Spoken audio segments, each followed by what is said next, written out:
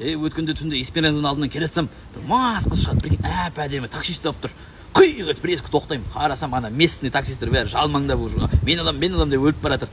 Қайда десем, бір таудағы адрес айтады, білмеймін ғой. 10 мың деп ұрып жүргем. Аға, надо будет сізге 20 мың төлеймін дейді, прикинь. Отырғызып алдым. Келе жатыр деп қарап қоямын. Өзі маған жабыса бастады, прикинь. Әп-әдемі. Өзі бай енді көрініп тұр да.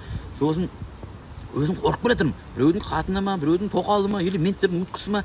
Жаңа бүйтіп қараймын, действительно стоящий да.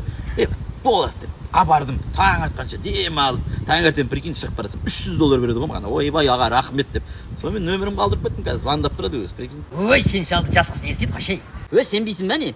Надо будет қазір звондаймын. Давай, звондаш канал, давай. Не, күндіз қалай звондаймын? Неудобно. Мынау яры өтіргенге ғой. Қойшы. Айтпақшы, естісіз мына министр финанс ауысты ғой. Соның орнына біздің жиен келді ғой, Бекболатов деген жиен, біздің туысқан роднойымыз ғой біздің. Туысқаның болса неғып тартпайды сені? Қой, мен жалмаңдауым жоқ болды білесің ғой. Көтке кіріп там ойладым. Құдайға шүкір мен таксовкам жетеді ғой. Оның үстіне мен бизнес бар ғой білесің ғой. Сетевой маркетинг бизнес деп тұрсың ба? Ой, базар жоқ, сетевой сияқты адамдар жинайсың. Мен 2 айдан кейін бриллиантовый боламын білесің бе? Мен сені тарттым ғой, жүрсе өзімен 5-6 адам тартты астынан. Ақша кәдімгідей живый. Ой, жүрейін енді торговый центрде адам аңдып. Мен бар ғой, міне қара, счетта 12 миллион теңге бай, қарасайшы. Ой, өтірік ақша ғой. Не шеше алмайсың, не Каспийге жібере алмайсың ол ақшаны. Мегацентр тут недалеко, 500. 600 қысаңшы апа, 100 теңге қоссаңшы. 12 миллион теңгең бар, не 100 теңгеге әңгіме айтып тұрсың сен? Ой, онда өзің барсайшы.